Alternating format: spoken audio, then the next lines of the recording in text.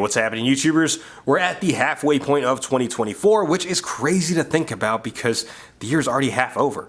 But what that also means is I can share my list of best figures of 2024 so far, and today's theme is going to be Marvel Legends. And what I will say about Marvel Legends so far this year is that they've been putting out absolute bangers. I've bought more Marvel Legends so far this year than I have last year, starting with the latest Zabu Build-A-Figure wave. And to kick it off, I want to start off with two honorable mentions from that wave. We have Wolfsbane, which is a much needed character in the Marvel Legends line to finally complete that X-Factor team. The problem? I already sold that team a year ago, which sucks. I had all the members, I was just missing Wolfsbane, but I used the New Mutants version. I was just like, you know what, I'm just gonna go sell it. And now I'd have to backtrack to buy them. So Hasbro, if you're out there, please redo those figures. And then the second honorable mention I want to give to Kazar, or Kazar, however you want to pronounce it. I would have put him into my top 5 list so far this year, but the problem with this figure, I mean, it's a great figure, but the problem is it's reusing the Vulcan mold, which is a nice mold, but it has the slits right here on the forearms, and then the holding hands for his staff is like trigger hands, so he doesn't properly hold it, which is frustrating, because they do have gripping hands they could use. But other than that, this would be in the top 5 list, if not for those reasons. Now that we got the honorable mentions out of the way, let's see who made the top 5 list of 2024 so far. Kicking the list off at number 5, we have Madeline Pryor, aka the Goblin Queen, part of the X-Men 97 Wave 2. Now I know the Goblin Queen might be a sore subject for some of y'all out there because the original one we were supposed to get with the Engine of Vengeance didn't fun, but this is our consolation prize. Now I know this isn't the ideal look y'all wanted out there.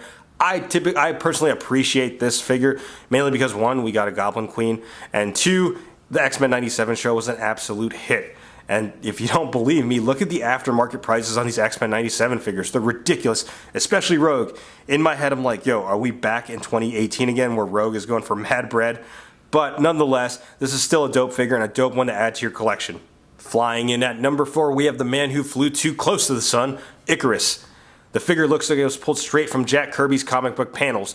It's awesome, dope sculpting on those details on the suit. Makes me really appreciate the figure and the character that much more.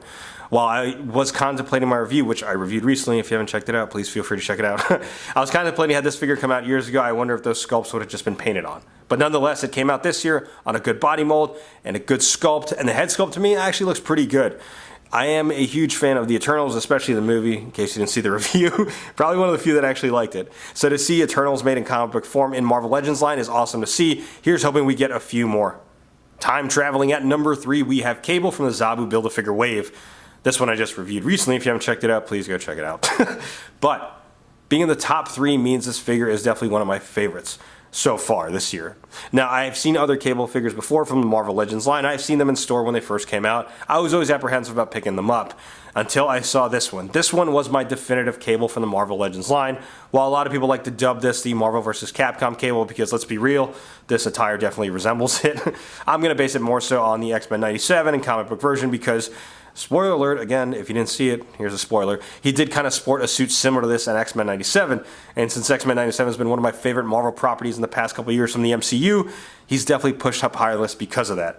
But other than that, the figure's just dope overall. Swinging his way at number 2, we have the Scarlet Spider, part of the retro carded wave. A much needed upgrade from the prior 2 releases we got before that were both sporting on the Pizza Spidey Buck, which is good for its time but heavily outdated. This new one is sporting the new Buck with the Renew Your Vows body mold, and I gotta say, I'm glad they went with this body mold. It's been one of my favorite figures to pose around this year. It's essentially been my pocket fig, much like the Symbiote Spider was in 2022, aka the Jess J. Hernandez Spider-Man figure.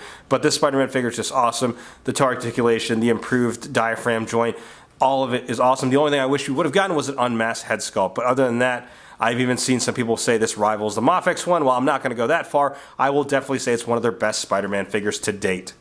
Completing the list at number 1, we have Zabu. If you're asking me, are Build-A-Figures allowed to be on the list? Yes, because again, it's my list. But this has been the first Build-A-Figure wave I've completed since I think the Controller wave in 2022. Because I pretty much skipped most of 2023's releases, but this one was an absolute must cop because we haven't had a Zabu in I think a long time. I think the early days of Marvel Legends from Hasbro, they probably released one, I think, but this one was a much needed upgrade, or much needed in the collection. The articulation's awesome. It makes me wonder if they can do other animals in the line, but overall the fun factor is definitely there, and the wave as a whole is good for the exception of 2 figures, but other than that, I think this Build-A-Figure is indicative of the Marvel Legends line in 2024, just producing absolute bangers. So there you have it, YouTubers, my top 5 Marvel Legends of 2024 so far. Keep in mind the operative word is my list, so if you disagree, sound off in the comments below. Let me know who your top 5 Marvel Legends are of 2024, and also keep in mind one thing, I have a lot more Marvel Legends I've purchased that I haven't opened yet. So most likely this list is subject to change by the end of the year. Hint, hint, that Nick Fury part of the 3-pack, but I'm just putting that out there. But sound off in the comments below, YouTubers. Let me know what you think. Let me know your list. And like always, if you like what you see, be sure to hit that like button. If you're not yet subscribed to the channel, go ahead and subscribe. Thanks for watching.